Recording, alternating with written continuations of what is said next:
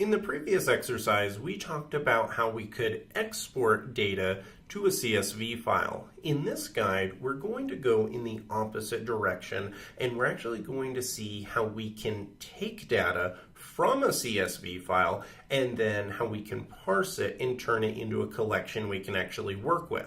This is a very common pattern that you're going to see. There's all kinds of times when I'm asked by a company to take in some data that they have, whether it's on something like an Excel spreadsheet or an export from a database or another application that doesn't have an API. It's pretty common to be able to be given data like that, and then you need to convert that and use it in an application. And one of the very first things that you need to do in order to make that possible is to convert it into something that Ruby can actually work with.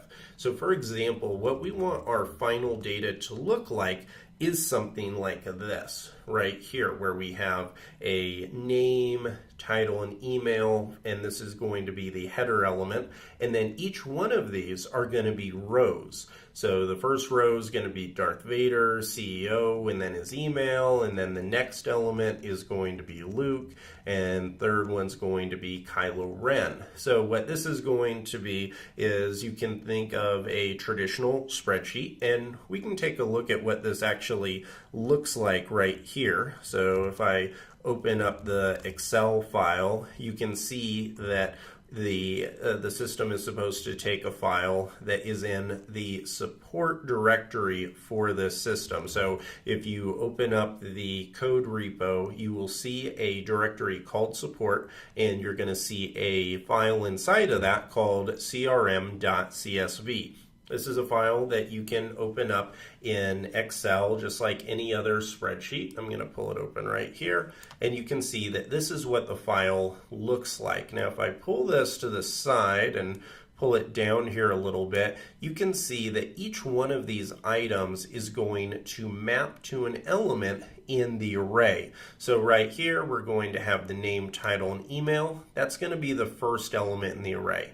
Next, we're going to have that row. That's going to be the next one. So that is a structure, but notice that inside of the structure, we're going to have each element or each column separated into its own item in the array. So this is going to be one large array, and then it's going to have multiple arrays inside of it, and inside of each of those are going to be comma separated items, and it's all going to come from data that looks just like this. So let's get started on actually building this out. I'm going to clear this out, and then eventually we're going to run our R-Spec test in here. And actually this is not going to take that long to build out. So right here, our method is called CSV parser. If you look down at the test, the expectation is that we simply need to pass in a path to the CSV file. So that means that in this case, it's going to be a path that is going to go to our support directory.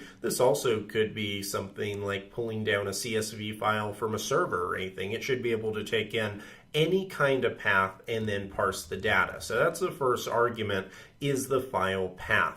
Now I'm going to create a variable here called lines, and I'm going to open up the file. So I'm going to say file.read, and read takes in just a regular path. So all I have to do is pass in the file path here, and the next thing I'm going to do is I'm actually going to split these on a line per line basis. So the way that I can do that is I can call the split method, and you're going to see that we're actually going to call the split method twice, because remember, we want two arrays, or I should say we want an array that has multiple arrays inside of it. This first split method is going to look for line endings. So in this case, we're going to pass in a regular expression that is going to take in line endings, and that R is that stands for a carriage return.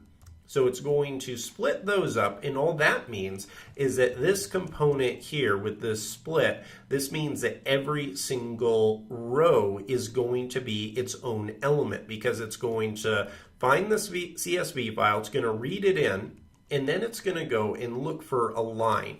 As soon as it gets to a spot where there's a carriage return and there is a new line, it is going to say, okay, it's time to go into a new element. And so that is the way that we're going to get this kind of behavior where we have all of these arrays nested inside of the parent one. So now one of the cool things that split does is split allows us to call other methods on top of it. So we can call a map method, and I'm going to say map do, and this is going to map over each line. Now inside of each line, we're going to call split again. So I'm going to say line split, but now we want to separate it out by each comma. And the reason for this is because notice how right here we're taking in name, title, and then email. And if you open up that CSV file, it's actually just a series of items, and we know whenever there's a comma that that needs to be the next element, and that's what this split method will do right here. So let's test this out really quick. Let's actually come down to our CSV parser method, and I'm going to run this.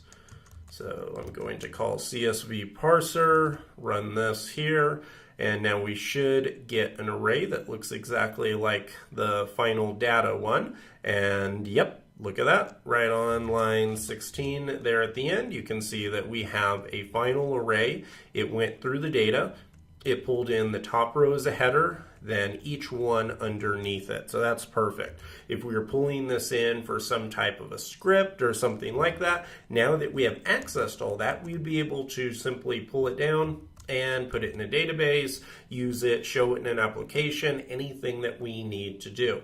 So let's come down and run the R-Spec test. This is for February 4th. Running that, you can see one example, 0 failure. So that is how you can work with a CSV file. And notice one thing that we did not do in this one compared to how we've worked with them in the past is we didn't use a CSV library. And that's for a very important reason. I wanted to show you that at the end of the day, a CSV file is just a regular file. It's just a file that is made up of text that we're going to interpret as strings, and we can parse through it the same we could just a regular text file. But with the CSV, remember the comma, or the C stands for comma. It's comma separated. That's what the CS stands for. And so because we know that, we know we're going to get a giant string back, and we simply have to parse through it, pick out the spots that have the commas, and then we can do exactly what we did right here, where we can essentially map each one of those elements into their own array. Once we've done that, we can use it in our applications however we need to.